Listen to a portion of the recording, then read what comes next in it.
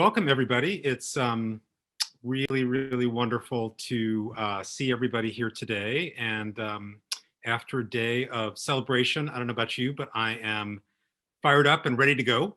And today's session is really about where are we going exactly in this first 100 days. We are joined by some brilliant guests who are going to illuminate the path forward for our movements.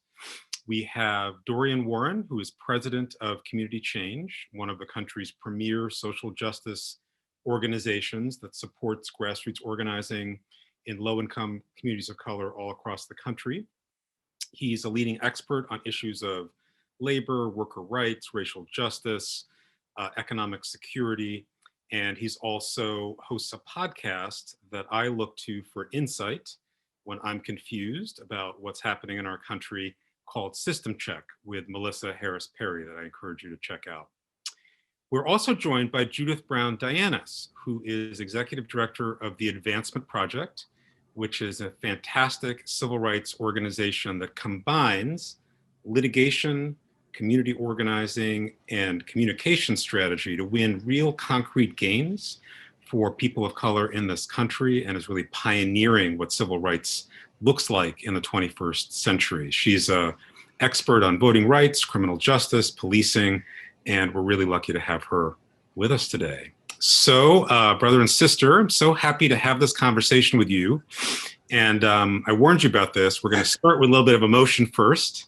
I had a really emotional day yesterday, and I wasn't really prepared for it. So everything from grief for all the people we've lost, who didn't make it through the Trump years, to joy and relief, to a sense of expectation and being ready for what's next. So you're both lifelong leaders in our social justice movements, and I'm really curious of what was that day like for you, and how's today for you? And Judith, let's start with you. Sure. Well, thanks for having me. And I'm excited to be here with the two of you because I don't get to hang out with you. So this is great. So, you know, it was the same for me. So I started off by getting up like early, like pandemic early, not like, you know, like I get up a little later than I used to, and got up in time to watch him leave the White House. Wanted to watch him leave. I needed that, right? As like my closure. And so that was good, although he was 30 minutes behind time. So that was getting me a little worried. But he finally made it out. And so I needed to see that. I didn't watch his little celebration all about him with the, 1776 cannons and all that. I didn't watch that. But I watched that. And then I did a radio show yesterday on Pacifica, where the host of the show played a recording of Fannie Lou Hamer telling the story about her experience in jail the time when she got beat up. And so I am like crying. Like I didn't expect that I'd be crying like this, but I was just bawling because I was thinking about this moment, listening to her and like thinking about all the things that we've given up in order to make this moment happen, right? And like all of the people who lost their lives, and all of the horrible things that have been put upon us to get to this moment. And so that was, and then I have a live show called The Sip. It's on Facebook Live and YouTube. And so it's like Black women who get together and talk politics and culture. And so we did an all-day watch party of the inauguration. I had on my Chucks. I don't wear pearls. I had on my Chucks. And it was great. I had my mimosa and watched the whole thing. Again, watching the Latina swear in the Black South Asian woman and thinking about what that representation meant as a person who used to have to color in the people on greeting cards because they never looked like me, understanding that. And then it was like over and I was like, okay, now let's see what these executive orders look like. And it's time to get to work, right? Enough of this partying, but we got work to do. So it was an up and down day, and also knowing that this administration is not going to save us, right? Like we save us. So my expectations are like higher than they were for the last people, but I'm relieved about the last people being gone, but I'm also like hopeful, but know that it's not going to get us to the, to the end of the game. Sorry, that was a long answer. No, thank you for that. And thank you for invoking the lineage. And I really share that feeling of just deep gratitude for the millions and millions of people who over these last 4 years just never gave up and kept fighting. So I'm right there with you. And Dorian, I know you're a new dad, so this also has another dimension for you. So where are you at? Where are you yesterday? Where are you today? Oof, it's been an emotional roller coaster. Like Judy's, first of all, thanks for inviting me, Professor Bhargava. Thanks, Judy, and love always being in conversation with you. And I just have to point out, actually this year, it's the 20th anniversary of me receiving a Joseph S. Murphy dissertation fellowship that allowed me to finish my dissertation. So I'm going to claim myself as sort of an alum of SLU. So I'm really happy to be here. Yesterday was highs and lows. We forget politics is emotional. A lot of us like go to the rational, but politics is really emotional. And so, I experienced a mix of emotions yesterday. One that took me by surprise was the importance of ritual. And so I was actually struck by the ritual of the peaceful transition of power. And by the evening, the joyful moments when I was watching the storytelling of what was the inauguration events, right? And storytelling of a new story of who we are and who belongs and who deserves full citizenship and fundamental rights in this country, which, as you said, as a new father, just gave me so much hope as I was trying to explain to my 3-month-old what the hell was going on yesterday. But then some of that joy also turned to anger and then hope. The anger was in the last 24 hours at least, and I think late last night or waking up this morning, hearing the news that essentially there had been no plan around COVID and the distribution of vaccines, no real plan by the previous administration, which basically amounts to a policy of mass death, and particularly for people of color and Black and brown people. And so it just made me angry. And I just want to name this. It made me angry of all the things to be angry about, of white mediocrity and laziness. And we got to name that in terms of what we just lived through and those of us still here survived through. The hope came from the work, the flurry of day one executive actions. And, I was struck by something maybe people haven't paid attention to, but frankly, the President Biden firing the general counsel of the National Labor Relations Board. And that happened last night. And he was an awful, awful general counsel, very anti-worker, all corporate power. And it just reminded me of Reagan firing the PATCO workers in 1981. And I kept thinking to myself, is this the reverse PATCO moment? Is this our reverse PATCO moment, right? That marks the end of an era of 40 years of neoliberalism, of austerity, of corporate power and rule over our lives. And is this the marking of giving power back to workers and ordinary people? Now that's the hopeful part. We all have, as we'll talk about, a lot of work to do. But I was just struck by the work that was done, including a press conference where we actually learned facts and got a little bit of truth. So mixed emotions yesterday in the last 24 hours. Really powerfully said, both of you. And so if all that had happened in January was yesterday, it would have been an intense month, but it wasn't. And so we had the extraordinary elections in Georgia. First African-American senator, first Jewish senator, unexpected, powerful. And before I could even have a celebratory drink, there was the insurrection at the Capitol by a mob of white supremacists. I know that Community Change Action played a big role in all of that. And my first reaction to the first pairing of those events was WTF. So I'm hoping, using both your organizer hat, but also your political scientist hat, Professor Warren, you can kind of explain to us how to make meaning of what is unfolding in this country. It's interesting. I just have to reflect, the new year, literally January 1st seems like 2 years ago. Yesterday to me was actually the new year. Yesterday just felt like, okay, we actually are in the new year. But to go back to January 6th, contradictory traditions in American politics and history that came to a head on the exact same day. So on the one hand, this long tradition, right, from the 1619 Project, of course, of domination and white oligarchic rule based on racial capitalism, based on white supremacy, based on white minority rule over the majority, right, whether in elections or in the workplace. And political violence has always been central to our systems of domination, to our systems of exclusion and exploitation and dominance. There's political violence. There's also laws and rules. That's a long tradition in our politics from the founding. And yet there's this other tradition of resistance and transformation, of strategic nonviolent disruption and protest, of strategic use of elections as a tactic, not a strategy, of narrative change, of organizing. And so January 6th is where these two traditions meet, right? So we woke up to the improbable news, unless you're an organizer, to the improbable news that Georgia, one of the cradles of the old Confederacy, one of the major cotton-producing slave states. It has Stone Mountain, which is like the Mount Rushmore of the Confederacy. It was the site of the rebirth of the Ku Klux Klan in 1915. You have the carvings of Confederate leaders, Robert E. Lee, Thomas Stonewall Jackson, President of the Confederacy, Jefferson Davis, literally in that mountain.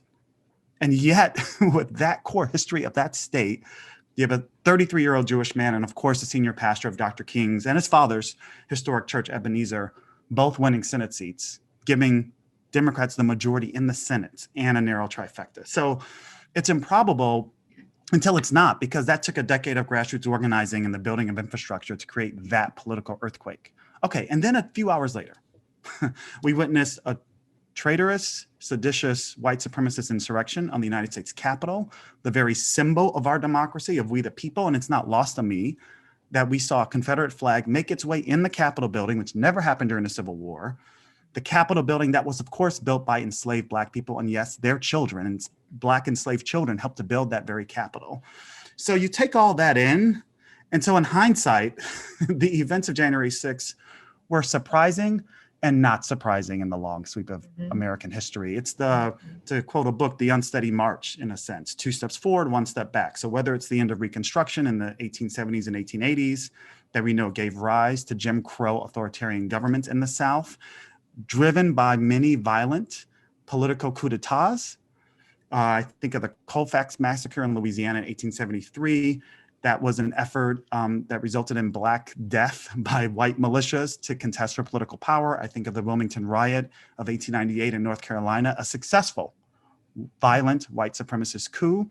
So we've had, and those led to white supremacist, racially authoritarian governments in the South for 100 years. What did we expect after Obama? Right, in terms of white backlash and attempts at Jim Crow 2.0 under Trump. So I'll just wrap here. Sorry for going on, but like our forebears, it's on us then to continue the epic struggle between these two contradictory traditions in American history. And there's other traditions, of course, too. One around racial hierarchy, a white Christian republic versus a transformative racial justice movement. He's so smart. I think it's really important to have that historical grounding to make sense of anything that's happening in this country right now. And just to pick up on that point about the Confederate flag flying in the US Capitol, I don't think, I don't want this to fade from people's memory about what just unfolded here.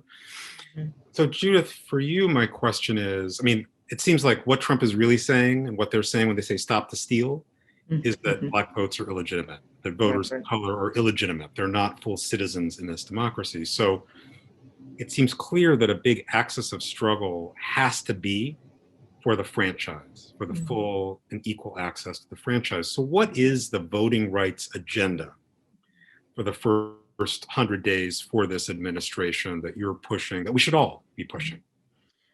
So we know that this fight for the right to vote it's a historic fight, right? And that, when this country was founded, there was a compromise, right, around the fact that states should have the right to decide who gets to vote and who doesn't get to vote, right? And that's because Confederates wanted to make sure that the majority, which were Black people, did not get to vote. And so I think right now what we need to be doing is, number one, the big thing is the John Lewis Voting Rights Advancement Act. And that is a bill that has been was introduced over a year ago, actually probably 2 years ago now, because John Lewis was alive and it wasn't named after him at the time, right? And so it is a bill that passed the House but couldn't make it to the floor in the Senate because Mitch McConnell wouldn't let it get to the floor. And what it would do is that it fixes some of the problems that we have seen since a Supreme Court case, Shelby County versus Holder, in which they kind of took a knife to the heart of the Voting Rights Act, which is Section 5, which would have required any changes in voting have to go before the Department of Justice for certain states that have a history of discrimination before they can be implemented. And so without that tool, right, what we've seen is this mass disenfranchisement through state legislative actions, this whole issue around how to vote during a pandemic, right? Would any of those changes would have had to go to the Department of Justice to get sign-offs, right? And so we really, we need to have that act passed. That is number one. There is also HR 1, which is an omnibus bill of like everything that you could want in order to make democracy work. So the Voting Rights Advancement Act is more about discrimination in voting. So we have to have those protections. And HR 1 would give us everything from issues around how our campaigns are financed in this country, but also issues around voting and how we vote, right? Because we should have things like automatic voter registration. Why do we have restrictions on how we register to vote? That's because they don't want all of us to register, right? So those are two bills that I would say we need immediately passed. I will tell you that I don't think that HR 1 is probably going to make it through. I do think the Voting Rights Advancement Act can make it through. I think there's enough support for it. And I think coming off this election, it should be a number one priority. Makes total sense. Makes sense on moral grounds, strategic grounds, political grounds, on every kind of grounds you can think of. And Deepak, I just want to add also on this issue, one thing that I should underscore is that we're also going into a redistricting period, right? And because we are in the past, what we were able to do is when one of those plans, a redistricting plan for a Congress or state legislature would, in those states that was covered by Section 5 would have to go again to the Department of Justice for what we call pre-clearance. We don't have that tool. And so as we move into this period where by the end of 2021, about 20 states will have done their redistricting plans, we need to have a double check, because the thing about voting rights is that when these states pass laws and they implement it, it's too late to get your right to vote back, right? Like you can't get it back, right? So that's why we need to have these checks in place in advance. That's great. Thank you for that. And Dorian, so you mentioned the public health crisis, which has obviously been the cause of a massive economic calamity in this country.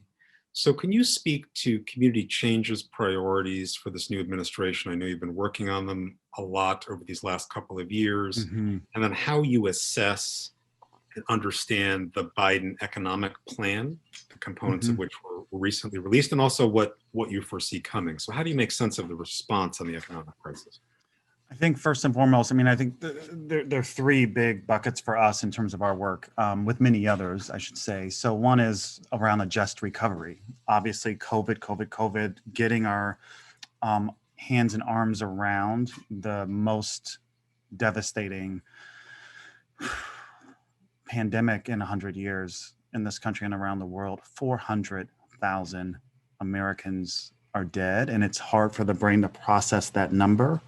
But we have to first really focus on getting defeating the virus, right? And that includes equitable, particularly racially equitable distribution of vaccinations. Second, I would say under this bucket of a just recovery, racial justice.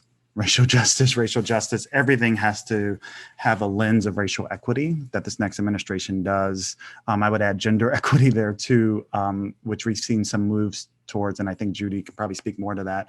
Obviously, economic justice. So what is the immediate relief in terms of cash, in terms of transforming the unemployment insurance system, worker power, housing justice, like all the things, and then democracy reform. So I would put all of that under just recovery.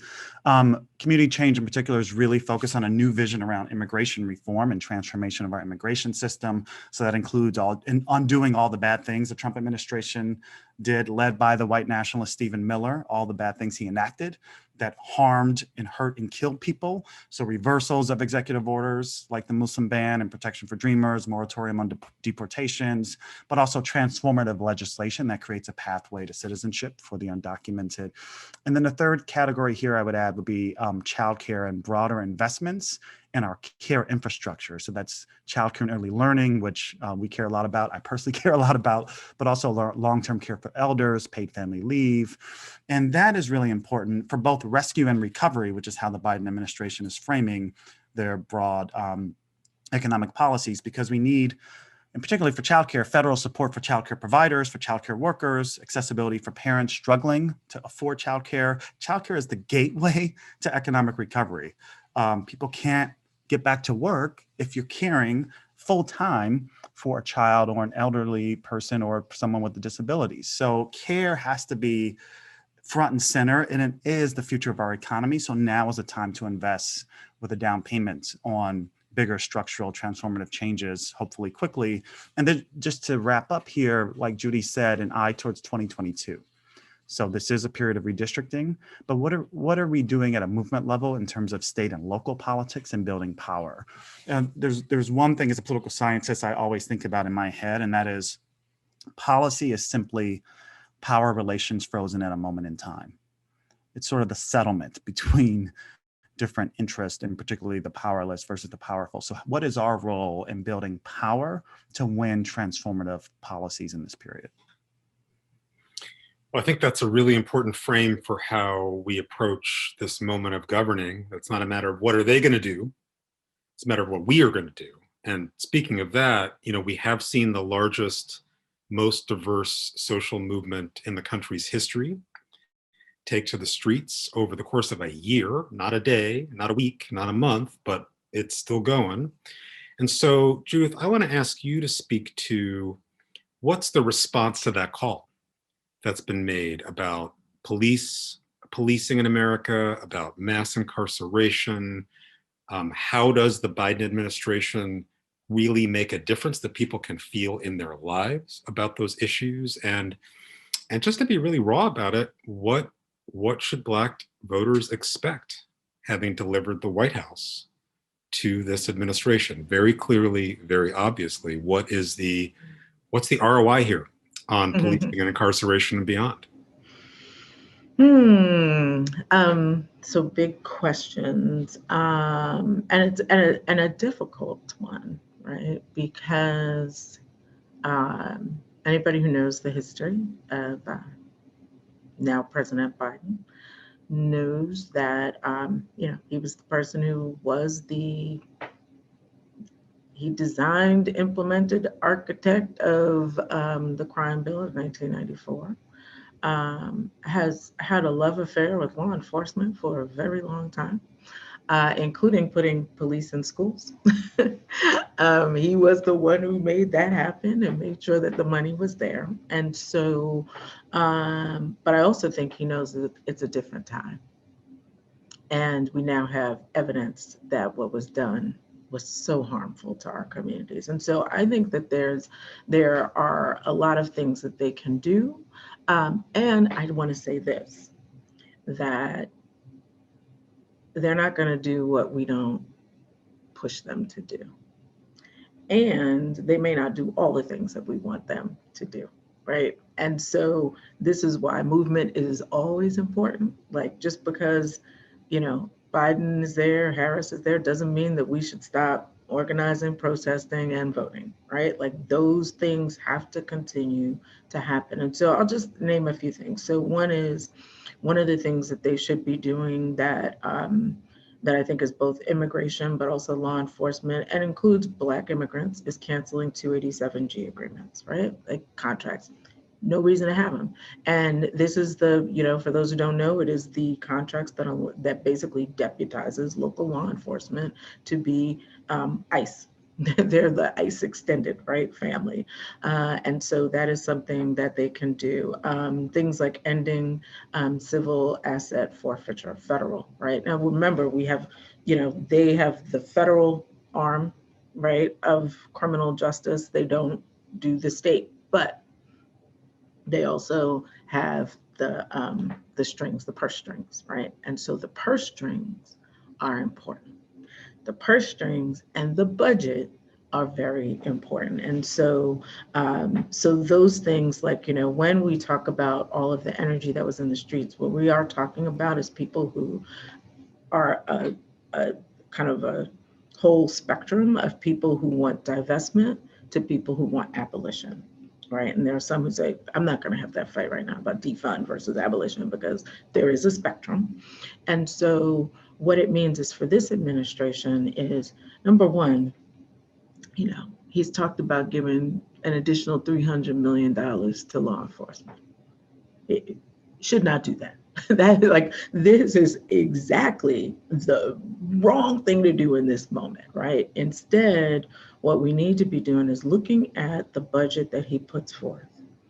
And that budget has got to put money, and it's not add there and add law enforcement. No, money that creates a caring communities, right? So we know that mental health is needed, a mental health force that is not part of the police force.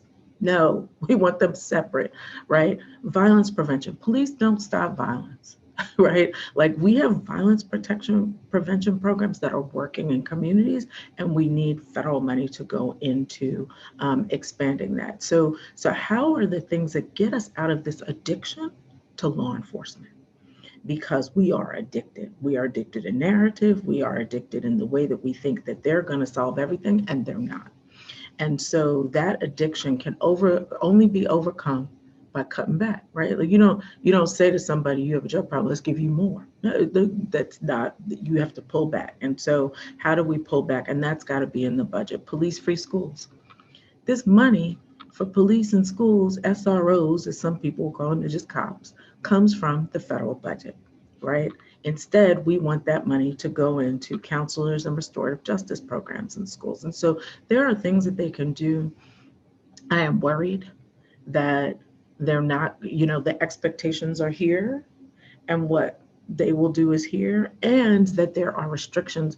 Government can't do everything. So, like, I look at, our friends who are going into the Department of Justice, Vanita Gupta and Kristen Clark, and I know that they can't do all the things that I would want them to do. And in fact, that's why I wouldn't take that job, because I'm like, but some people, we need people on the inside. And so I know that their hands are tied on some things, right? I know that they'll do consent decrees with police departments that in the end are not going to change policing in the big way that we want it changed, right? But that is part of the puzzle. And so I think, they're listening. I also want to add to this, end the federal death penalty, right? We had a 17-year moratorium. And then that guy comes into the White House and starts killing people. 13 people since last July have died under the federal death penalty. Let's put the moratorium back in place immediately. So I'll stop there, because I could go on. And then I want to just add to people, look at the Breathe Act, which is a piece of legislation that was designed by the Movement for Black Lives, and we participated in helping craft some of the language around that. But it has everything in there. And Congresswoman Ayanna Pressley and others are trying to move the Breathe Act. So I would really tell people, sign up to get alerts about the Breathe Act, to understand what's in there, because it's an omnibus, which isn't just about police and mass incarceration, but what our communities need to get away from mass incarceration and punitive treatment. Yeah, I really appreciate those deep answers. And I was struck in doing a little bit of research on just the vast disparity that has only continued to grow under both Democratic and Republican administrations when it comes to what laws we choose to enforce. It is remarkable on policing and immigration, the contrast to civil rights, fair housing, equal pay, wage theft, worker rights. The disparity is appalling, and a Democratic administration should be held to account for what laws it takes seriously that are supposed to be in the public interest. So, and Deepak, can I just add? yeah, I think please. the other piece of this is that there will be U.S. attorneys that are going to be appointed, right? And so we need to make sure that the people who are going into these positions are reform-minded, right? That they aren't the old, like, law and order, crackdown on things kind of mindset, but they are reform prosecutors that we're electing across the country. Because that's the other thing is read the tea leaves. The tea leaves are that the people on the ground are building power around changing the local systems. And so how do the feds honor that too? How does this administration say, you know what, looks like people want reform-minded prosecutors, then we should start appointing some of them. So we're getting some good questions here from the audience. I'm going to get a couple of those in now and then come back. And Judith, I know we're going to lose you a little bit early. So maybe for you first, the courts. What do we do about the courts? What is the priority for the courts? And then Dorian, your take on the cabinet picks so far and personnel and what do they signal about a progressive agenda? So Judith, to you first on judiciary, including SCOTUS. Someone asked specifically about this. Yeah, the courts. I mean, you know, so I'm still upset about what happened during the Obama administration when they didn't move judicial appointments as quickly as they should have, right? So what we should have learned from that is that you have a window of time, right? When you have the White House, the Senate, and the House in order to like move some things, right? And on the Senate side, that means really moving some people. And so, yeah, I mean, you know, Trump and Mitch McConnell packed the courts. Like it's alarming, right? The white men, and you talk about white male mediocrity. There's a bunch of people that shouldn't even gotten into law school who are sitting on these courts now, right? And so I think we have seats that need to be filled, including the Merrick Garland seat. That's a really important seat. And so they need to move those very, very quickly. And then when it comes to a Supreme Court nominee, there's probably at least going to be one, I would think, during these 4 years. So they need a pipeline and an arsenal of folks, which I know they're building, of the people that they're going to put forward. And we need to not be so worried about the mediocre candidates, right? Because, you know, Merrick Garland was mediocre for a Supreme Court justice. So, and I can tell you that Black people, especially Black women, expect that there should be a Black woman appointee, and I am totally down with that, because what we bring to the table and the experience and you know, that life experience is very important. So I mean, we got to move on these appointments. That's like 100 days work too, that needs to be moving very quickly. Thank you for pointing that out, and also the importance of not repeating mistakes from the past with the precious opportunity and time that we have. And Dorian, take on kind of personnel, big picture. How do you see it? There is the old saying, personnel is policy. That's true. Just look at Steve Bannon and Stephen Miller in the previous regime. So it actually matters. I am pleasantly surprised with many, and there's too many to name check, many folks I know that share our values, have deep expertise, are competent. You can't take that for granted. That have accepted the call for public service, and they have a job to do. You know, there is a little bit of, among progressives on the left, like there's a little bit of how we're kind of afraid of governing power and don't have a theory of the case of what it means to govern. Not everybody, but I'm just saying. So there's often a little hesitation. Nonetheless, our job on the outside is to keep pushing, to keep the pressure on, to be disruptive when necessary, to give them the space to go as far and be as transformative as possible. That is I don't want to get into these 10 are great and these 10 are not so great. Like I'm actually impressed with some friends of ours collectively that have accepted the call to public service, but our job on the outside is to create the conditions for them to push as far as possible. So to that point, I think where I want to go next is to ask you a kind of hard question about how the Democrats govern in the situation we find ourselves in, how you think they should govern. So Trump accountability for all the crimes. There's delivering on the promises, like those $2,000 checks, so people feel like they got what they voted for. There's huge imbalances in power in our society, voting rights, workers versus corporations, all the, kind of the structural power issues in society, democracy.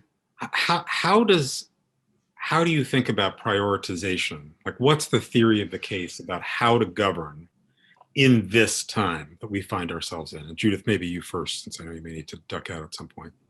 I'm probably the wrong person to ask about this because I just think you do what's most radical.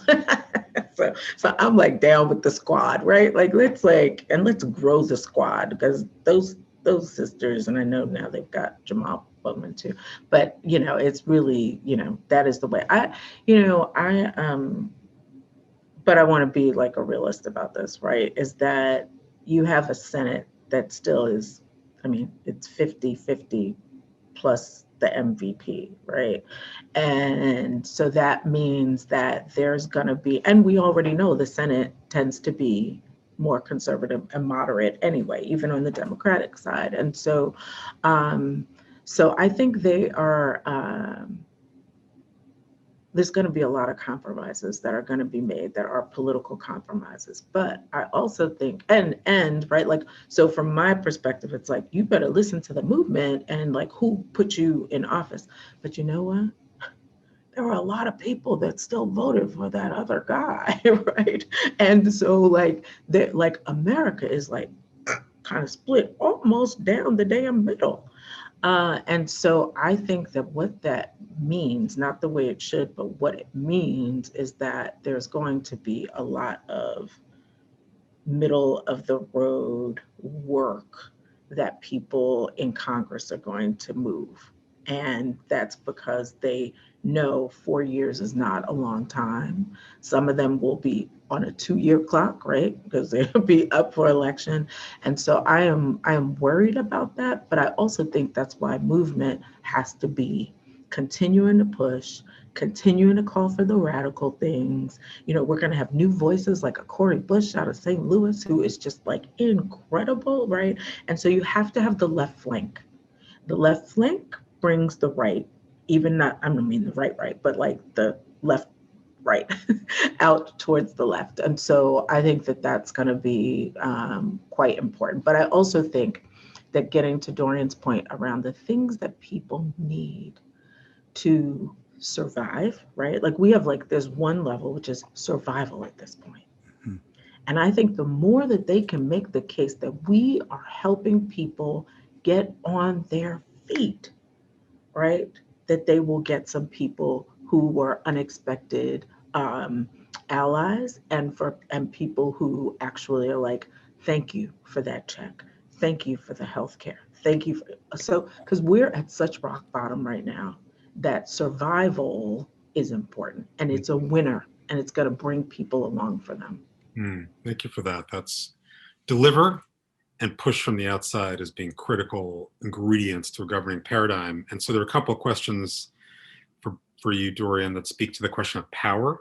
So the labor agenda, how to prioritize among all the meritorious issues from a lens of building people power. But yeah, what's your theory of the case? How should the Democrats be govern and prioritize? Yeah, and you had named, accountability for Trump, focus on delivery of concrete benefits, fixing democracy, addressing power imbalances. Professor Bhargava, the correct answer is D, all of the above. It has to be a yes and moment, not an either or moment. And I really want to make this point. We have to learn the lesson of Reconstruction in terms of the accountability for crimes against American democracy and the American people. And we only have to look at our own history to see the results of what happens when you appease traitors. If the Confederate General Nathan Bedford Forrest had been held accountable for his treasonous role commanding cavalry for the Confederacy, he would have never become the first Grand Wizard of the KKK. And so the most consequential act of President Ulysses S. Grant, and I'm going to come back to him later, was sending federal troops to the South to put down sedition. And so it'll be President Biden's most consequential and necessary act to follow in Grant's footsteps and to really hold every participant in a seditious white supremacist movement responsible for January 6th in particular. But you can't address all the things, the climate crisis, racial justice, the economy. You can't do that without the rule of law, period. And whether it's immigration or voting rights, all the things that we want. So I would say accountability, and then yes, delivering immediate concrete benefits for people that also build power, worker power, community power, civic power for a lasting and enduring progressive majority. It includes all the things we've talked about. And the last thing I'll say, the way I think about this, I did an interview a few weeks ago with the head of a food bank in North Carolina. And he said this thing to both Melissa Harris Perry and myself. He said, you have to feed the line because there is incredible crisis of food insecurity right now. You have to feed the line, you have to shorten the line. And then I would add, you have to abolish the line. So you have to people are hungry. People are suffering. You have to feed the line. You have to shorten the line, but the goal should be abolishing the line. And we have to move on all three of those fronts simultaneously. Super helpful framework to think about that. And I also think there's some very important lessons from the Obama years there about the idea that instead of you husband your capital and you do one thing, we have to have a new paradigm for how to learn how to govern well and in a way that builds on victory. Judith, you should feel free whenever I know you need to step out. I am going to ask a hard question, which you should feel free to weigh in on or use this as your cue to be like, I got to go. Let me hear that question. Right, hear the question. She'd be like, nope, which is okay. You kind of went there. So there are a lot of people on the left who are going to be unhappy with President Biden about a lot. Mm-hmm. About a lot. That is just, one can imagine, right? That's going to happen. And yet, we also face a threat that has not gone away of right-wing authoritarianism. You can call it fascism, you can call it anti-democracy, racism, all of those things. So what is the right posture for movement activists at this moment? Is it banging on the door of Biden, uniting where possible to prevent disaster in 2022 and 2024? Is it united front? Is it push hard? What is the posture for outside movements of the left to governance in this moment? So I'm gonna be short, and so I can, because that's a big question. But again, I believe go hard or go home, right? I get trying to compromise and all of that, but I think about where we were 10 years ago. 10 years ago, when I say we, I'm talking Black organizing in particular, which became bigger, right? And even if you think about immigrant organizing, right? We're on a trajectory where our movements are much stronger than they've ever been. And they have real clarity around what they want. And so I, think about the fact that we didn't talk about white supremacy 10 years ago. I mean, we did. Right. We did. But the rest of the world didn't, right? They didn't want to admit to those words. Those words were offensive to people. Mm-hmm. No, don't even call us racist. That was, and so now we're in a different moment. We're in a different moment because of the movements, right? The movements that actually pushed us to understand and again, not the we, but to other people to understand what the hell's going on in this country. And so I don't think you can let your foot up off that gas, right? I always think you have to have the left flank that will continue to move people, that will call it like it is, that will truth tell, that will call out the people who are in power so that the people in power understand that there is a bigger vision than just what you're creating right now. And that we know you're not going to be our savior either, but that doesn't mean we're not going to call for what we want and what we need and what our people need to thrive. And so I just think we just got to keep moving it and keep bringing people along. And yes, some people are going to be still offended and still in that space, but they weren't offended when they brought that Confederate flag they were offended when they brought the Confederate flag into the Capitol.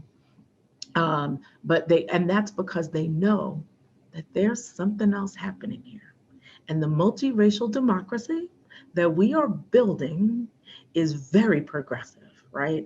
And it's a movement that is for all of us. And so that's the thing that they're worried about. And so I don't think we should step back from that. I think we should keep moving our radical visions of freedom. So I will stop there. Thank you, sister, Thank for you. your Thank vision and you. your imagination and your work. Really Thank appreciate it. you. Take care, everybody. Bye-bye. Thanks, Judy. So, Dr. Warren, how do we do this? Outside, inside, outside, inside? How do we think about what's the way that movements intersect with governance in this period? Yeah, I mean, it all goes back to power. And as I said earlier, policy is, in my view, simply power relations frozen in a moment in time, right? That has all the effects on our lives. So what is our power to win transformative policies in this moment? And so let me do history for a minute, because people might not know. My favorite president is Lyndon Baines Johnson. And he's my favorite president precisely because he said the N-word all the time while taking a poop. Right? We have all the transcripts, and he became a transformative president in terms of civil rights. I use poop these days because I'm a new father. So I love LBJ. Of course, I love Lincoln because I'm from Illinois. It's the land of Lincoln. I love FDR. But I am now obsessed with President Ulysses S. Grant. And that's who I imagine for Biden. And there's a role for movements here. I was struck in the second term of Obama. I listened to Reverend Jesse Jackson give a charge to organizers roughly around 2013, 2014. And he had this great rap. He said, you know, Lincoln was a good president, but he became a great president because of the abolitionist movement. FDR was a good president, but he became a great president because of the labor movement. LBJ was a good president, but he became a great one because of the Black freedom movement and poor people's movements. Obama was a good president. And the stuff that got won was by movement pressure. If you think of the disruption by queer activists around marriage equality or immigrant rights activists, the stuff that got won was by movements. So the question for us then is, what kind of president do we want to make Biden? Do we just want a good restorative president to go back to some mythical normal that didn't work out for most of us? Or do we want a great transformative president? And I say that to say that we have agency here. We have agency here. It's an all hands on deck moment for everybody listening or watching. And so I don't normally walk around quoting Booker T. Washington, but there's a quote in my head from Washington, which I want to reinterpret for this moment. He often said, as sort of a defense of Jim Crow, cast down your buckets where you are. And I want to reclaim that, because no matter where you are, where we are, your workplace, if you have a job, your community, wherever it is, that is a place for you to have agency for change. And it has to be part of a broader movement.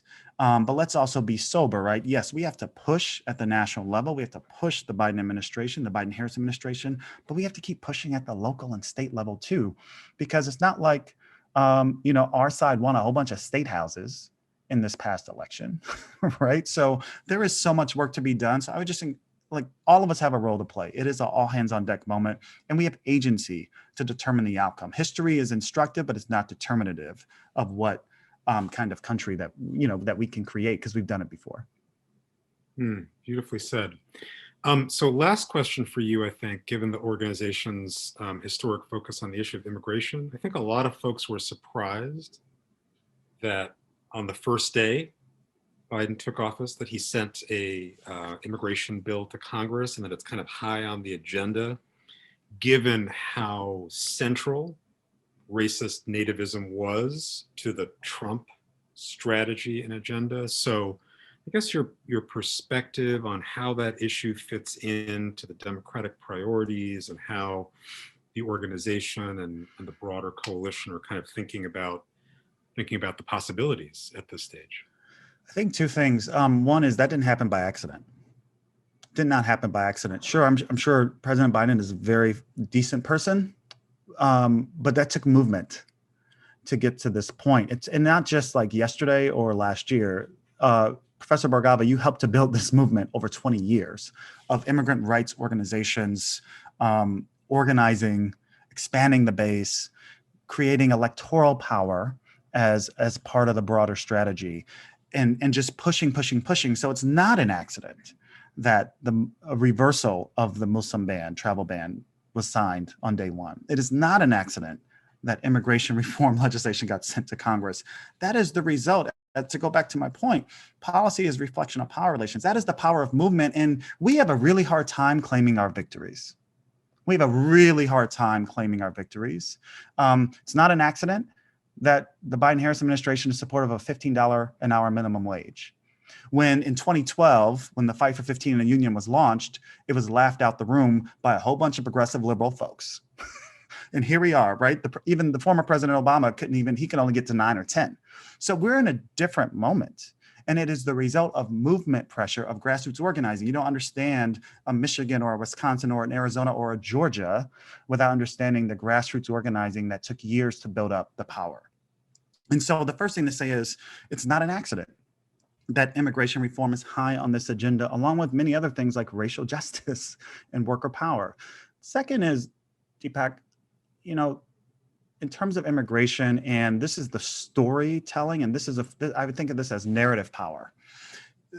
The whole rise of Trumpism, which was, decades in the making, let's be clear, he was both cause and symptom of a broader movement, was really fundamentally, as our friend John Powell would remind us, a question of who belongs and who doesn't.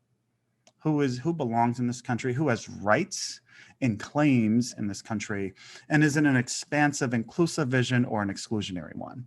And that's, again, to go back to the very start of the conversation, that has been one of the core traditions of this country. Exclusion, the fight, right? Exclusion versus inclusion. And so besides the policy of immigration reform, whether executive action or legislatively, there is the storytelling that's very important. There is the narrative power that's very important in this moment. Are we a multiracial democracy or not? And you know what? Multiracial democracy, as we've lived through and many people have not survived it, it is really effing hard, right? It has really never successfully happened in the history of human civilization.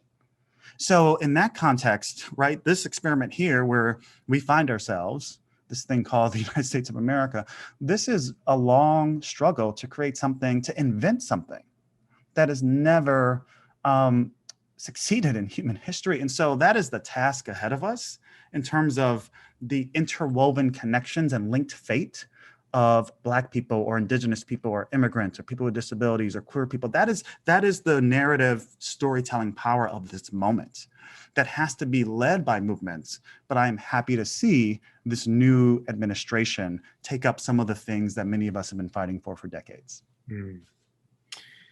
Thank you, Brother Warren, for those very powerful words. And I think we should all come back to the perspective you gave us on how this moment falls into a lineage, a history of struggle and contestation about who we are as a civilization and our part in that. So I really want to thank you and invite folks who are listening today to connect with Community Change and also to listen to the fantastic podcast that Dorian does with Melissa Harris Perry called System Check. So thank you, my brother. Really thank you, Professor Bhargava. I really, really appreciate your service and legacy to the movement and now as a teacher and as a scholar. So thank you for your service. Thank you, Dorian. So I'm pleased to report that we're going to bring two incredible leaders to continue this conversation. Stay tuned for panel number 2. And I want to reflect a little bit on the last conversation that we had with Judith and Dorian, that we're in a momentous period in American history, and you can hear kind of the thoughtfulness and the sense of strategy about the urgency of this particular moment, seizing it, making the most of it, delivering for people, building power, strengthening movement, but also the importance of the long view of how this moment arrived and how it connects to other struggles in the course of our history. So I want to welcome 2 amazing guests who are with us here today. Felicia Wong is president and CEO of the Roosevelt Institute, which is one of the country's foremost and most visionary think tanks working to forge an economy and a democracy for the many, not the few, obviously connected to the legacy of Franklin Delano Roosevelt. And in a personal capacity, Felicia served on the Biden-Harris transition team and played a vital role in shaping some of the agendas and the policy and the personnel, and she'll talk a little bit about that. Ellen Dichner is a colleague of mine, I'm happy to say, here at the School of Labor and Urban Studies. She is a distinguished lecturer in labor studies. She has been a labor lawyer for 25 years and also has very relevant experience to bring to bear to the conversation we'll have today, because she was chief counsel to the chairman of the National Labor Relations Board. So she has experience defending worker rights on the ground with unions and worker organizations, but also fighting for those rights in government. So welcome to both of you. Thanks for joining us. Really excited to have you here. And maybe actually, I'm just going to start with a little snapshot to warm you up. What was yesterday like for you? Was there a moment that stood out, an emotion that stood out? Were you, anything surprised you about the day, about yourself, your reaction? It was a great relief. It just felt like, you know, that the nightmares were just stopping. And I just have to tell you about a really thrilling moment, which was that President Biden immediately asked the general counsel of the National Labor Relations Board to resign or be fired by 5 p.m. yesterday. So I saw reports that said within 23 minutes of assuming office, President Biden asked this incredibly viciously anti-union general counsel, who had tremendous power in that agency, to take off. And he declined to resign, and he was fired. So it was a really wonderful day for workers yesterday. Thank you for sharing that vignette. I'm not sure it's gotten enough attention, so I really appreciate, Ellen, you lifting up how important that was. And how about for you, Felicia? You know, I spent a good chunk of yesterday watching TV with my family. I never do that. We were just like, we were like staring at the screen. I did a lot of like crying, actually. It's remarkable that relief can sometimes come in the form of tears. You know, and this is like a sad thing to admit, but I will admit it, you know, when both on election night, the next morning, the Wednesday after, and then even on the Saturday when Biden was declared the victor by the Associated Press, Biden and Harris were declared the victors, I didn't have like an emotional experience of joy. I was worried. I was thinking about the Senate. I was spending a lot of time plotting as to what might happen next. And I actually couldn't access the feeling that clearly millions of Americans could access when they were like dancing in the streets.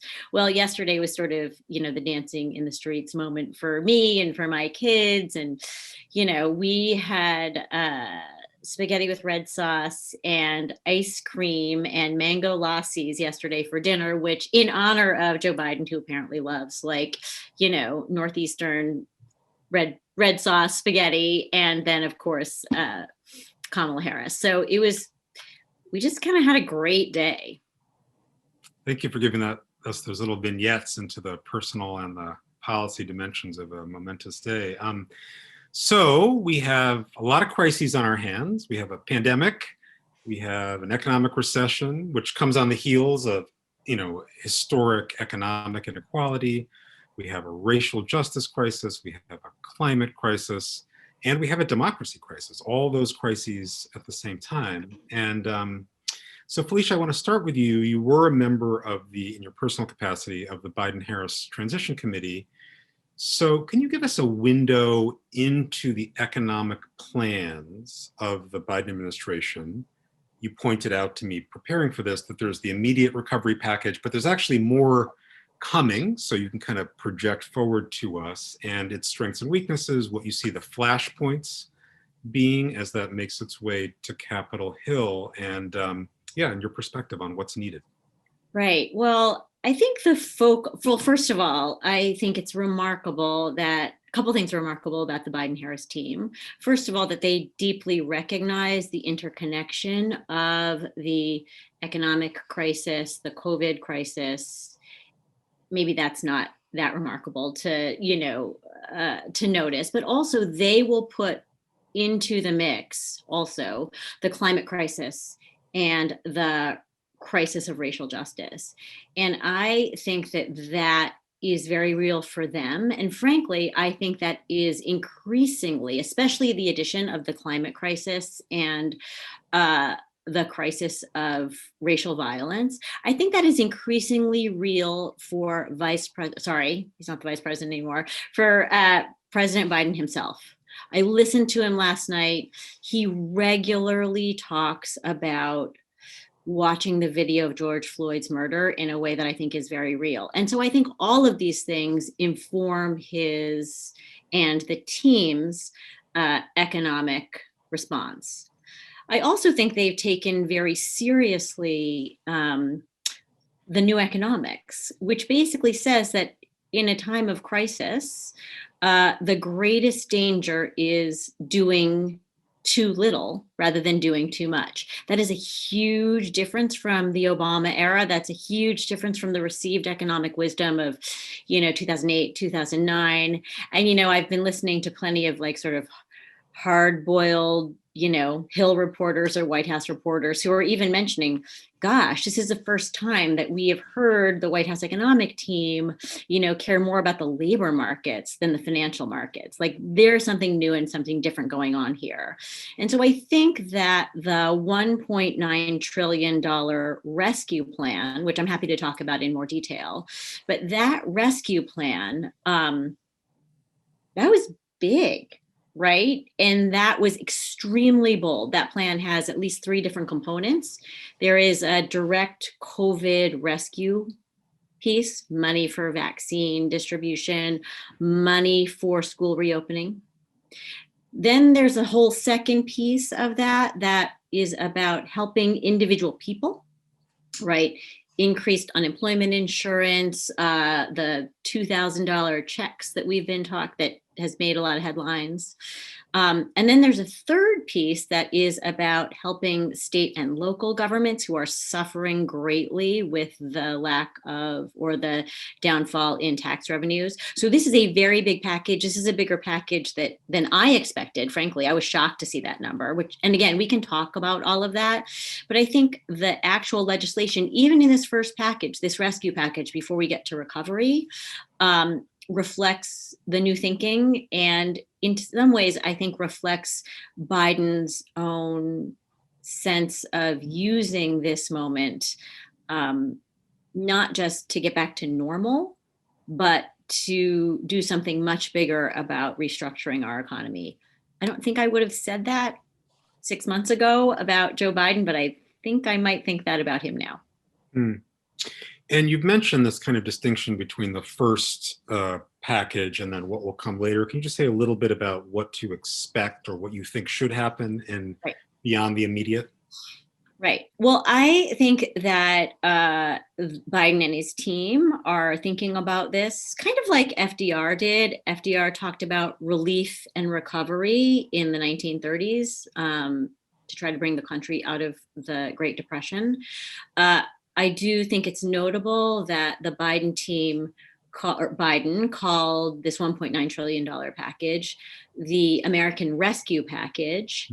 I do think the second package will be much more about restructuring the American economy, restructuring American labor markets, and it will track with the Build Back Better plan, which is, of course, what he ran on.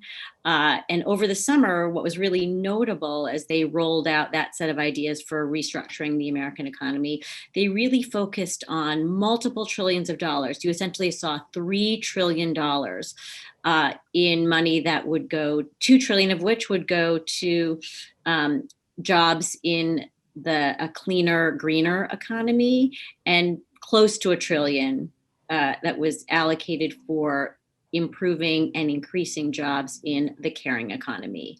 So healthcare workers, et cetera. And I think that is what you're going to see in this second package.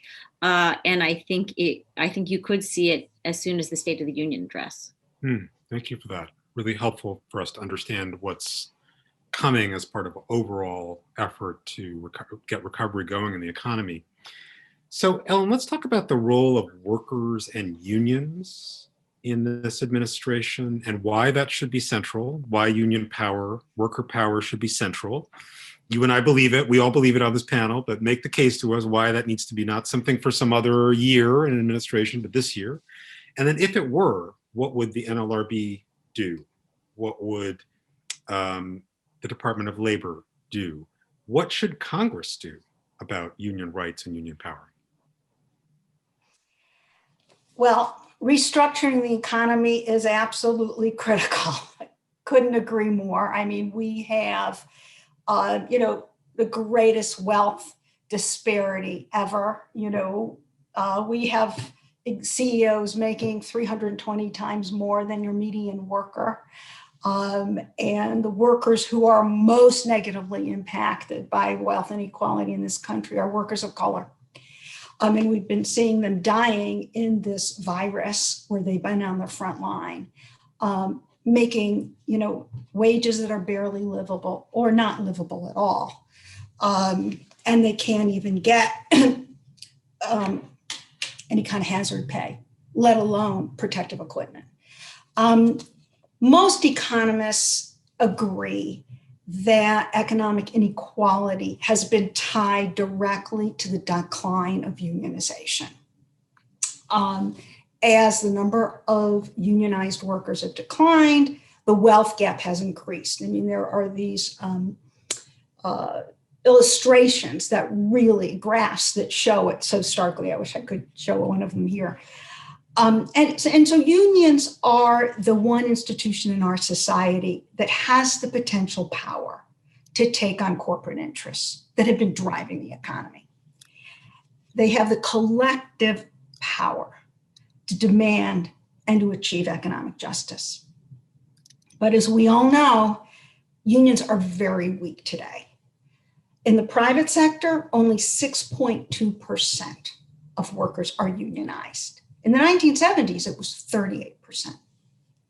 Union membership has declined under the Republican and the Democratic administrations. Yet union favorability rates are at an all-time high.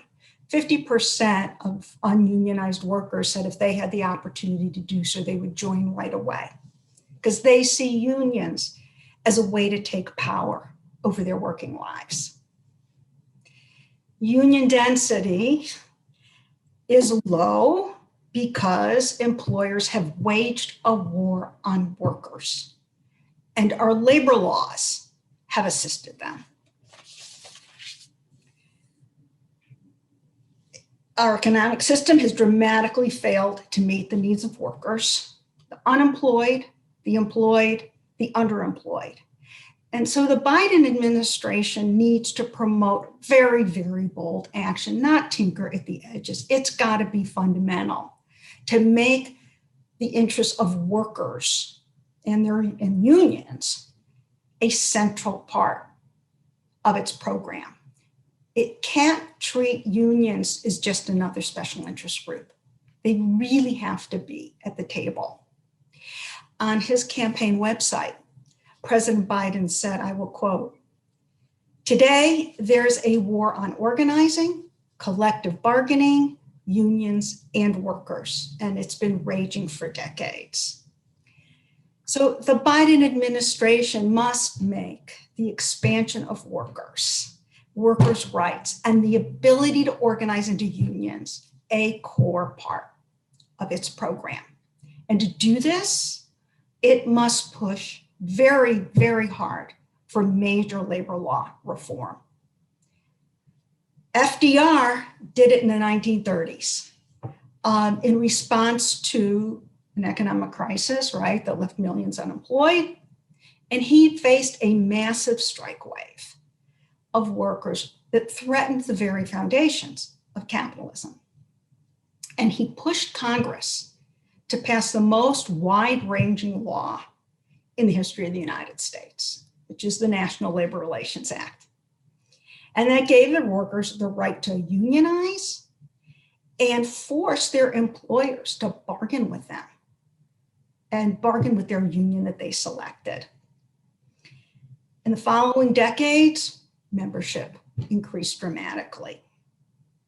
But ever since that law was passed, employers and their supporters in Congress and the courts have systematically chipped away to weaken workers' rights and the ability of unions to organize. And that's why we have 6.2% of private sector workers in unions today. I mean, it is just a phenomenally low figure.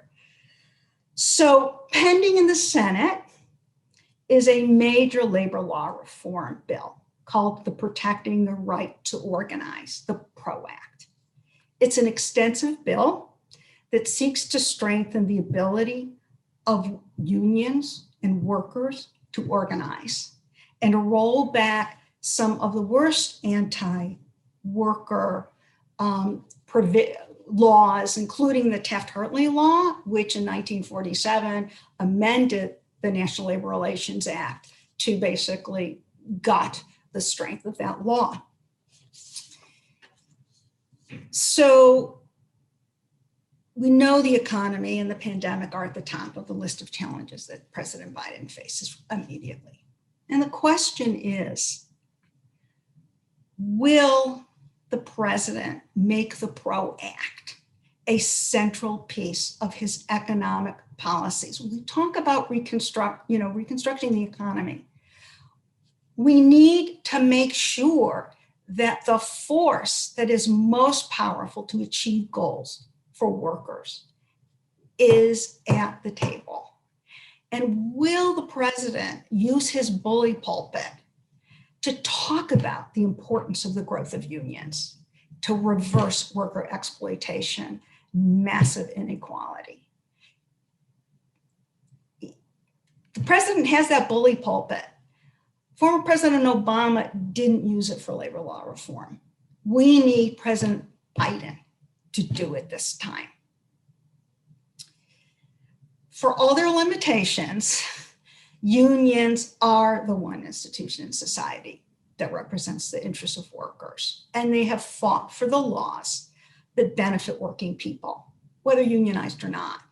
So by bringing worker power to bear, they have achieved, and we need to continue to achieve, laws that protect workers. So we have a number of avenues available for strengthening and expanding our labor laws.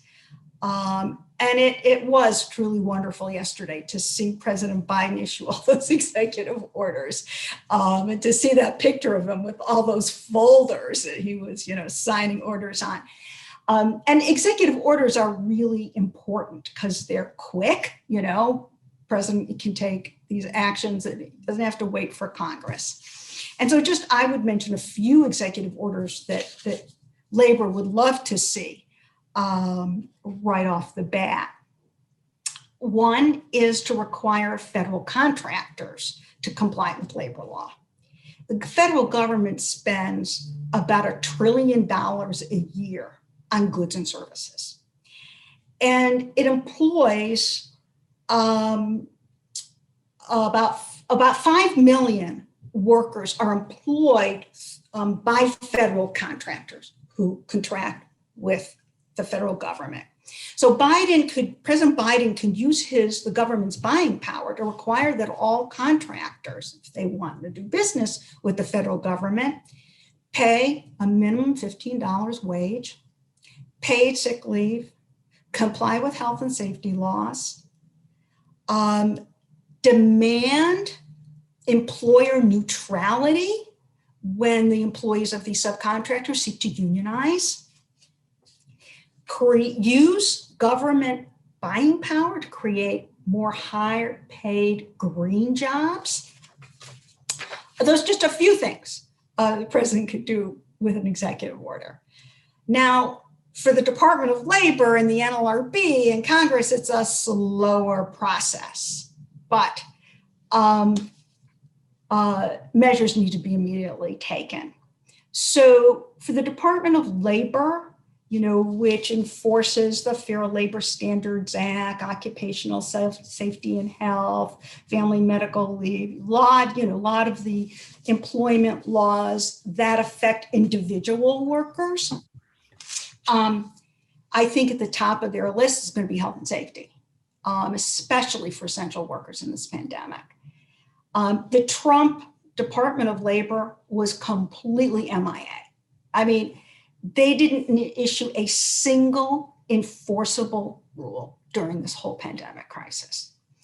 And so either through executive order or through the Department of Labor, we're going to need to see those health and safety rules for the essential workers who really are, they're dying as we speak.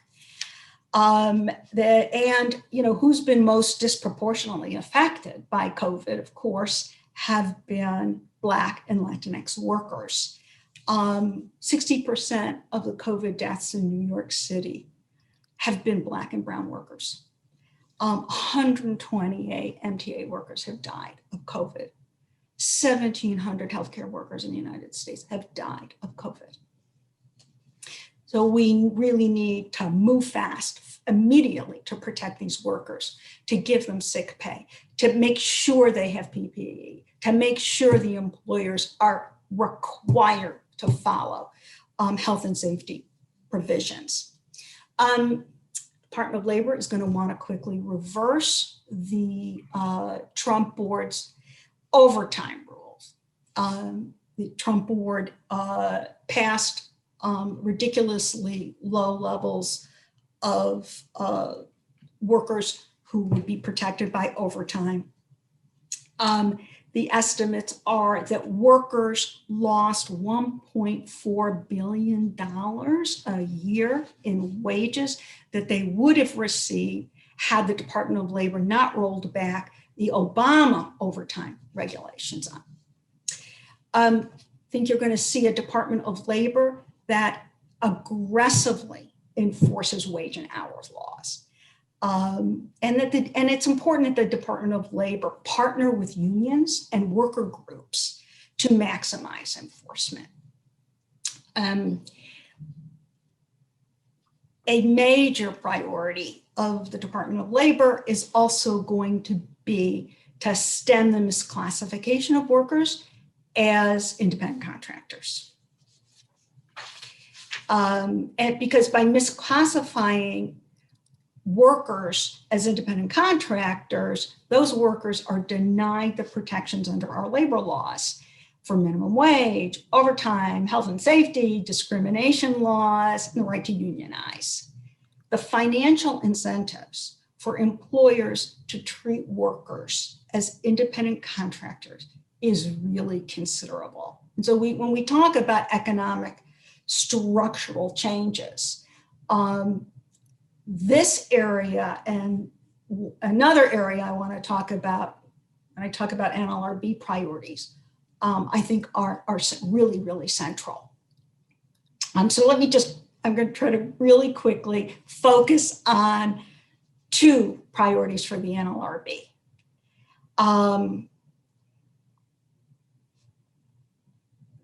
The NLRB is the agency that enforces the National Labor Relations Act, and it has tremendous power in determining the reach of the law, which workers are protected by it, the type of worker actions that are protected, strikes, boycotts, protests, and what kind of employer restrictions there are on worker activism.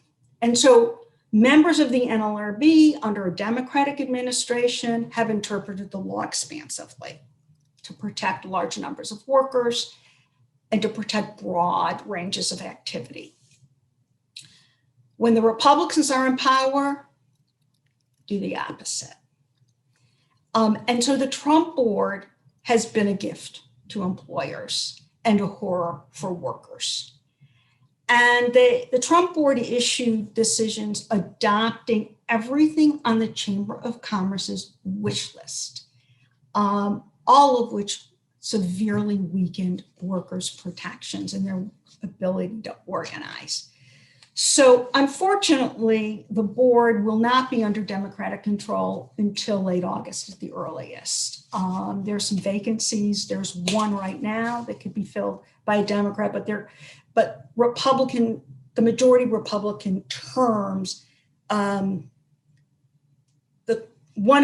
we need one of them, one of the terms to end in order for the Democrats to take control, and that Republican term doesn't end until late August. But so in terms of the economic restructuring in the two areas that I think are really, really critical for the board to deal with, and I am sure that a Democratic controlled board will do this as soon as they can, are decisions involving the extent of coverage. The law has denied protections to large swaths of workers. I mean, when the law actually was enacted in 1935, it excluded domestic and agricultural workers. Who were those workers in 1935? They were Black workers. And that exclusion was a compromise that was made in order to pass the National Labor Relations Act. But the 90% of Black workers at that time were not covered under the National Labor Relations Act. The PRO Act, one of the provisions of the PRO Act is to extend rights to agricultural and domestic workers. So, you know, we've got some pros and we've got some cons in that history. But independent contractors, the board issued a decision that broadened the definition of independent contractors and narrowed the definition of workers, which meant that you had large swaths of workers who are not going to be covered by the law. That's one area. And we all know, we read about it every day, all these people being misclassified as independent contractors, exempt from law, legal protections. The second area involves this joint employer relationship. And it commonly arises where, you know, employers outsource. So, you know, Home Depot fired all their maintenance and cleaning workers and subcontracted it to another business. So when employers subcontract or they staff their businesses with through staffing agencies, they take the position that they're not the employer, that the contractor is, that the staffing agency is. Even though the employer, the place where these people work, retains tremendous control over people's working conditions, right? So what that means is you've got healthcare workers, good example. Hospitals employ a lot of people through staffing agencies, and the staffing agencies pay them. But if they're exposed to unsafe conditions at work, staffing agencies can't do anything about it. The only people who can do something about that are the hospitals. But under the joint employer standard that has been redefined by the Trump board and also the Trump Department of Labor, employers have been able to avoid responsibilities towards workers. Ellen, I'm gonna interrupt you. We're gonna come back and give you a chance to finish up on that, but just so we get a couple more topics in. So we'll sure, absolutely. So anyway, I just wanted to make those 2 points because when we talk about restructuring, the law has permitted vast numbers of workers to be excluded from this picture. Super important, and you've kind of given us a very robust picture of the level of reforms that are needed, legislative, regulatory, executive action So Felicia, maybe to build on that a little bit, question for you about prospects, kind of from a brass tacks politics point of view, for these things to actually be central to an economic recovery agenda, and maybe including in that to the point that Dorian made about personnel being policy, how some of the appointments in that arena are looking. Right. Well, I really agree with Ellen about the importance of unions as really a countervailing force and a countervailing power in an economy that otherwise would be, and frankly is today, dominated by outsized corporate power.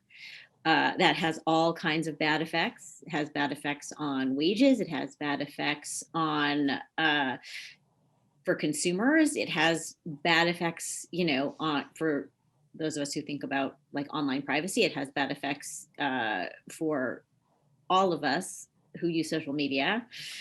So anyway, there are a range of reasons that that unions as a countervailing power to corporate power are just essential to the way we need to think about restructuring our economy. So I 100% agree with Ellen on everything she said, and I just wanted to point that out. A couple things about the political prospects for this. Like everything these days, it's kind of hard to know. On the one hand, I am greatly heartened by the fact that, Joe Biden is, the other day, it occurred to me, Joe Biden's kind of a pre-neoliberal, for those of you who follow the whole debate about neoliberalism. Joe Biden did not kind of come up in the, in the 80s and 90s. His childhood was spent in the New Deal era. He thinks about the role that government can play to make people's lives better. And you can't really imagine other recent presidents saying like, I'm a union guy. And Joe Biden is definitely going to say very straightforwardly, as will some of his senior advisors, the guys from the old Delaware days, I'm a union guy. I think that I hope that there is a broader sense of what unions mean and who unions include than that sort of old time sense. Ellen's absolutely right about, who FDR excluded, who FDR's 1935 NLRA excluded. But I am still kind of encouraged by the fact that Joe Biden as a human being is totally upfront about his support for unions. So that's on the one hand. On the other hand, the fight either for or against unions isn't just about what one person, even a person as powerful as the president of the United States, thinks about unions. I mean, it's very clear that the conservative movement has made shrinking unions, increasing the right to work right to work laws in various states. They see that as a political project, specifically because unions are a political force that they see as threatening to both their economic agenda and also, frankly, their electoral ability to stay in power. So I think that we have to look at the prospects for something like the PRO Act. And again, I 100% agree with Ellen, the PRO Act is super important, but I think we need to look at the prospects for the PRO Act, not just like, will Biden support it, or even will Biden and his cabinet support it, but I think we're going to see many Republicans fight back against it because the provisions of the PRO Act are not in their political interests. And, we basically have a 50-50 Senate,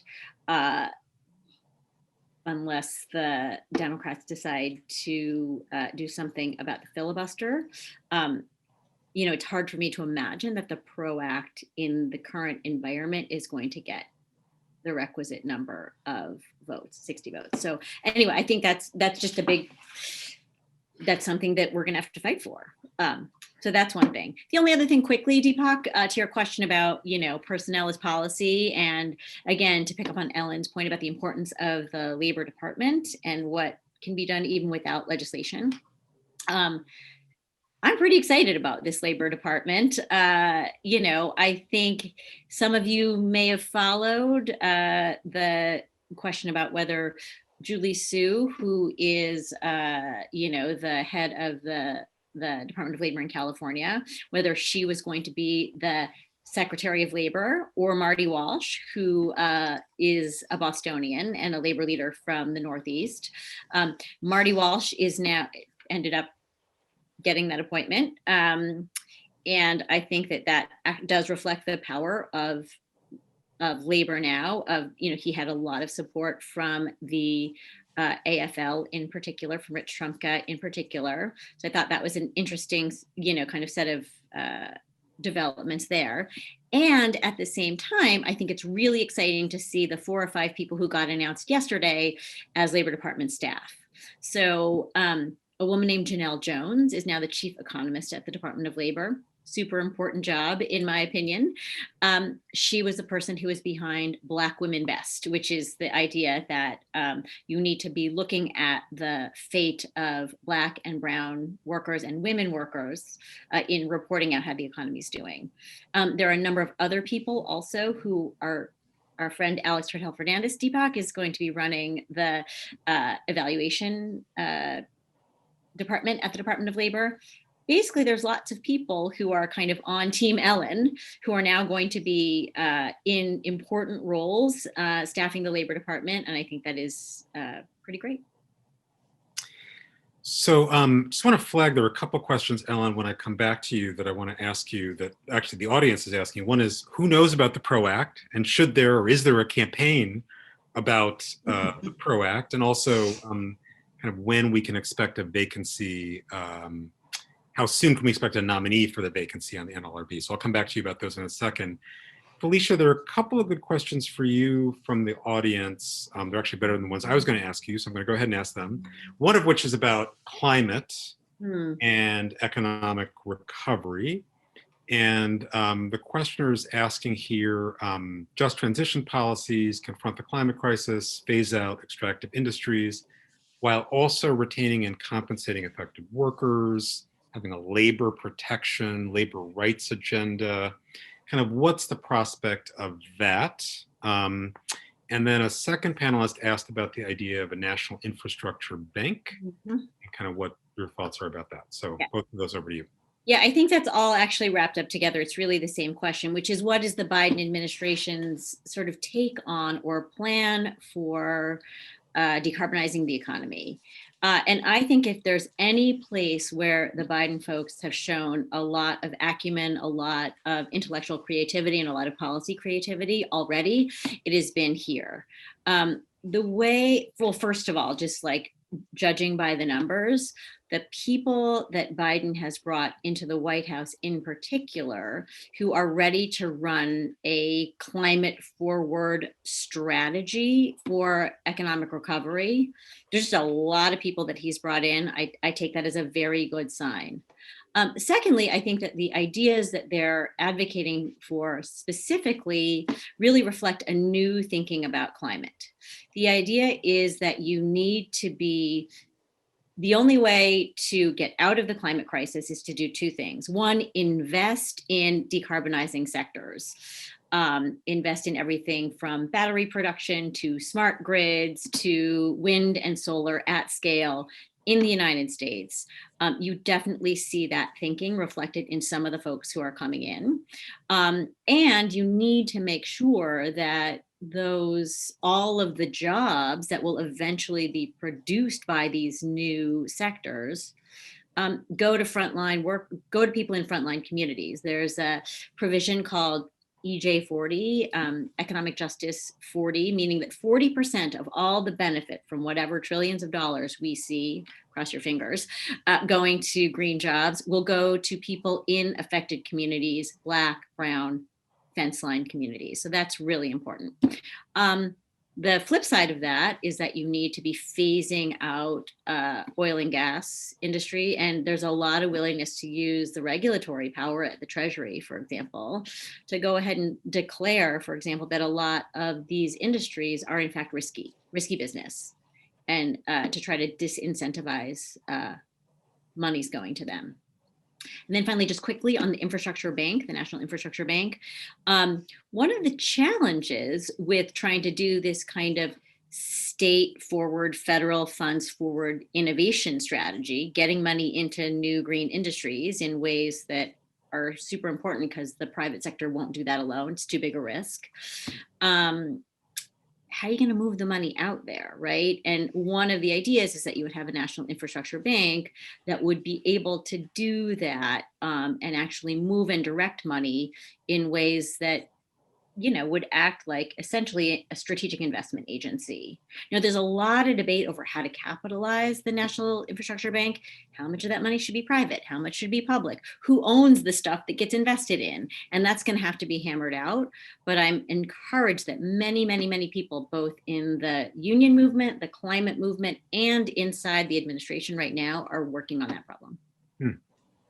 Fascinating. And so, Ellen, I'm going to use an analogy which maybe dates me, that the relationship between the labor movement expecting the Democratic Party to deliver labor law reform has been a little bit like Lucy and Charlie Brown and the football. So there have been disappointments, to put it mildly. The Employee Free Choice Act went nowhere. Under Carter, labor law reform got to the Senate but failed. So this has kind of been a chronic problem. So the question for you is, like, the labor movement waiting for the Democrats to deliver measures that will strengthen the labor movement doesn't seem like the right posture. So what is the labor movement's orientation? What should it be doing in this period of time? It's all about power. It's all about organizing. I mean, right. The politicians don't do anything to benefit workers unless they're forced to, you know. All the major legislative efforts in this country, whether it was efforts or, you know, the passage of the 13th, 14th, 15th Amendment, whether it was the National Labor Relations Act in the 30s or the Civil Rights Acts in the 60s, those all came about as the result of one thing: a mass movement. And I think what is going to impel change is a mass movement. And that's what unions need to be focusing on. You know, we're living in a time where we're seeing movement in all sorts of places that's very inspiring. And unions need to be a much more central part of those struggles. I mean, unions should be out there in the forefront, fighting white supremacy. They should be arm in arm with the movement for Black lives. They need to unite with community groups, with environmental groups, with all these social justice movements. And together, these coalitions need to support each other and need to push forward on those issues that really are going to make a difference. And that's the way to force Congress, force the administration to do what needs to be done. Because if we don't, it's just not going to happen. You know, as Felicia says, and we all know, the powers against us are huge. They've got the money, they've got the resources, they've got the ears of most people in Congress. And the only way to counter that is by a mass movement. And unions have a huge part to play. And they've got a lot of work to do. I mean, unions have got to start educating their members. A lot of union folks voted for, you know, the person who's thankfully gone, thinking that he had their backs. How can that happen, right? We've got, you know, this right-wing mass media out there, and we don't have the unions really engaging their members. You know, they sort of come around every 4 years at an election. I mean, struggling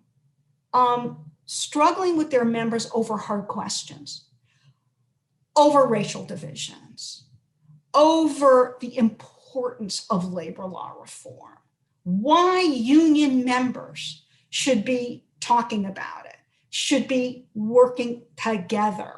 And so I think a lot of it, it comes down to organizing and doing the really hard work. Things just take time. Unions haven't been doing what they need to do. They haven't been organizing the unorganized the way they need to do it. They were very slow to organize workers of color. And we've seen so much movement recently that's very encouraging. So I think for the PRO Act, yes, the PRO Act is going to be very hard to pass because there's going to be a huge pushback from industry. Unions were killed under, the Employee Free Choice Act, as you mentioned, Deepak.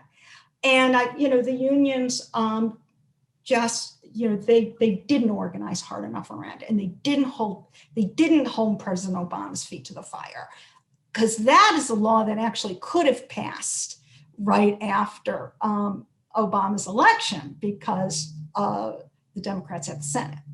But it wasn't a priority. So I think we need a president who's going to champion, and as I said, use the bully pulpit on workers' rights and make it central. The DOL and the NLRB, until Congress acts, they do have power to reinterpret laws that can assist in organizing and the growth of unionizations. And just to answer the question from the person about the opening in the NLRB, so there are 5 members that are nominated by the president and have to be confirmed by the Senate. And currently there are 3 Republicans. They're extremely conservative, very conservative, right-wing members. There's 1 Democratic member, and there's 1 vacancy. So one would hope to see that vacancy filled very soon, and I think it will be filled very soon. So you're going to have, it's going to be 2-2. Not much will happen, which is a good thing because the Republicans have been issuing decisions like crazy. So at least that will stop. Everything would be 2-2. And then when a Republican leaves in August, we can see a majority Democratic board. Great. Thank you for that. So people, by the way, some appreciation for your real talk, Ellen, about things the labor movement needs to do itself in the questions, and some skepticism I might note too about whether the new labor secretary represents the most forward-thinking parts of labor or not, et cetera. So we don't necessarily need to get into that now unless either of you wants to respond.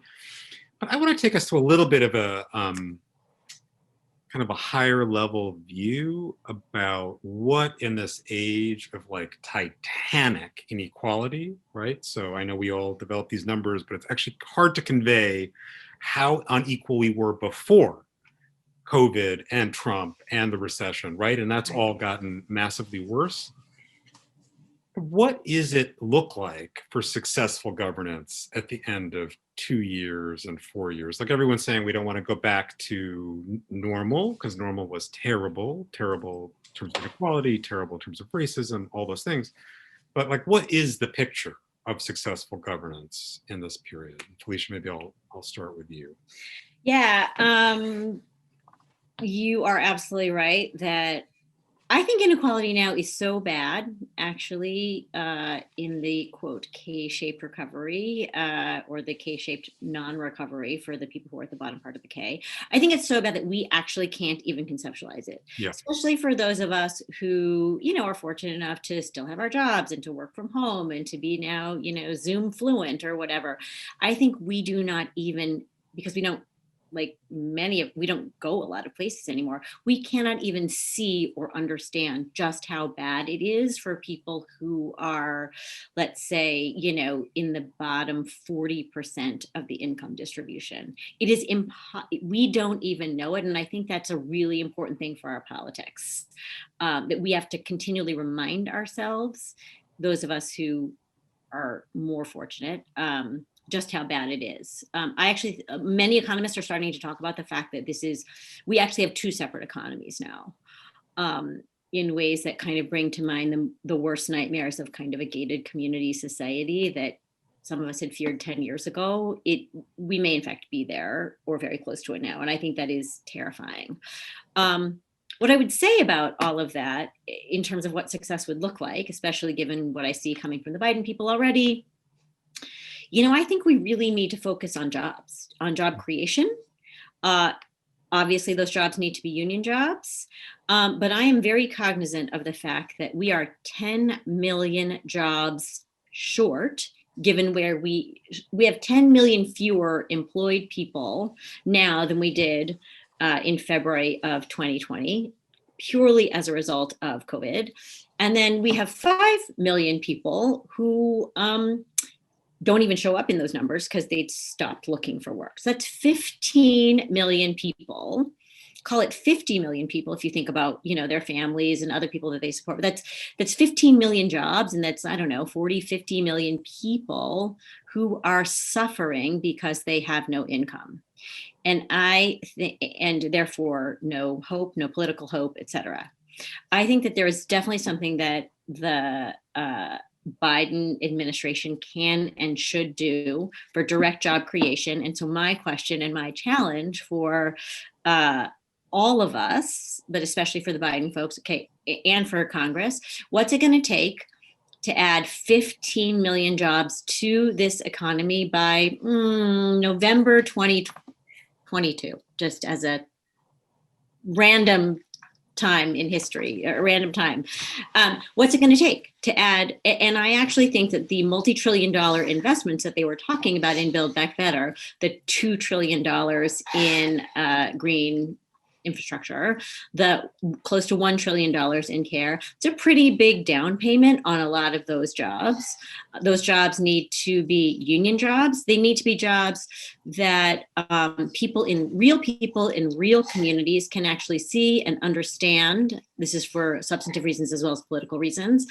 And, you can imagine a world in which some of those jobs would be essentially some of the decisions about some of those jobs would be made locally by unions and community groups. There are actually these things called American Job Centers that are in many communities and it's kind of a vestige of the Department of Labor. Well, we could reanimate some of those.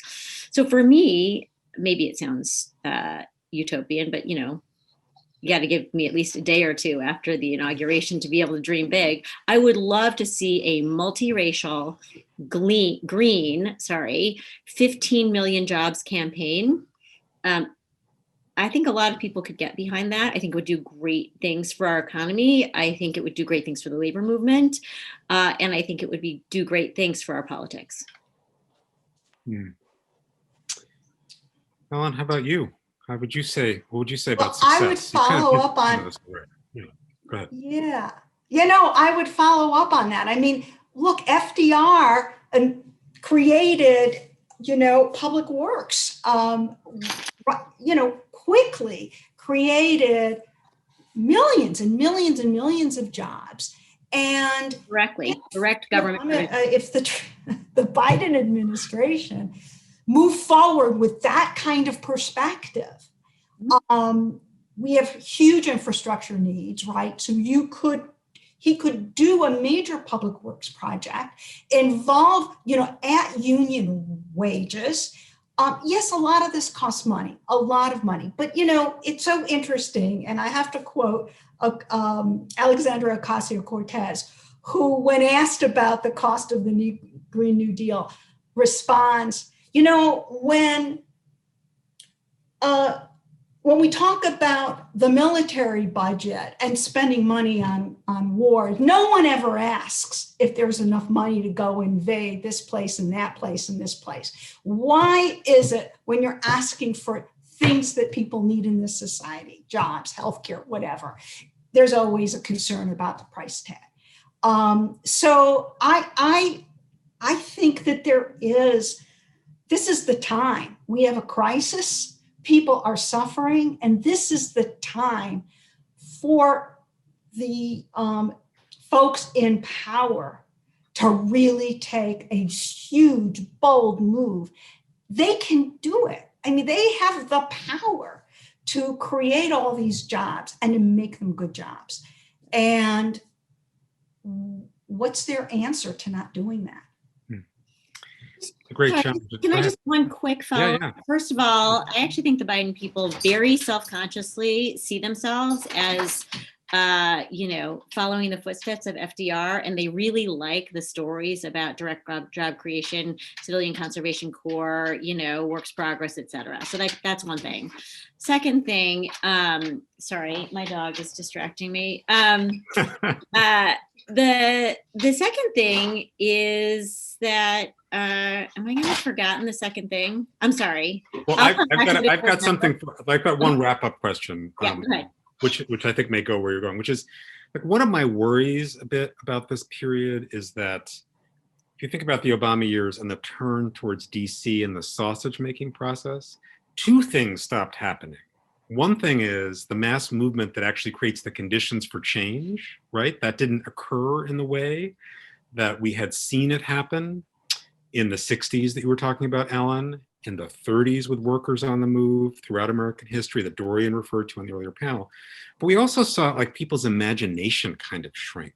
You know what I mean? Like, and we've had this boom, the Green New Deal, many of which the Roosevelt Institute's been associated with, universal basic income, the caring economy, reparations, all these kind of bigger ideas have kind of begun to float. So I'm just curious if you have any counsel, maybe I'm asking a very leading question, right? About both not limiting organizing imagination and not limiting kind of, the level of ambition we need, kind of how you're entering this period in that way. So Felicia, we'll start with you and then we'll close. Yeah, +1, definitely. Think big, if not now, when? And the other thing I was going to, so I agree with all of that. That's like my 15 million jobs. Which, by the way, pulls right out of the Biden plan. It just pulls it together in a way that maybe is more explicable to like regular people. Mm-hmm. But I was going to say, before my dog distracted me, sorry, we can afford it. This idea that we can't afford it, there's all kinds of reasons that we can afford it. Importantly, interest rates are at an all-time low and look to be at an all-time low for for the foreseeable future. This is the time to borrow money, and by the way, to change our tax system, but to do both in order to afford the investments that are going to make us a healthier, more multiracial, greener democracy. So let's do it. Mm-hmm. Ellen, last words? We've got to take advantage of the moment. And it's really all about people on the ground, pushing really, really hard, pushing the edges. As Felicia mentioned, there are ideas that 4 years ago people scoffed at, whether it was a $15 minimum wage, whether it was Medicare for all, and a number of things that the Bernie Sanders platform put forward. Those are real ideas. Those are things we should fight for. And it's going to be, the movement that we all contribute to growing. That is the only way it's going to happen. So, with those words and with the inspiration that we are seeing, we saw this summer was an amazing, to see all those folks in motion. And that the pressure has to stay on. We can't just say, oh, we've got a president who has a heart and a brain. We have to do everything we can to push real hard, real far. That's a great place to close. I want to thank Felicia Wong and Ellen Dichner for leading with big vision and with practical strategy on how we make the most in the midst of these crises for the big change that our people in our country so desperately need and want. So thanks to you both, and thanks to the audience for joining us on this lively discussion about the first 100 days. Thank you. Thanks, Deepak. Thanks to everybody for joining. Take care.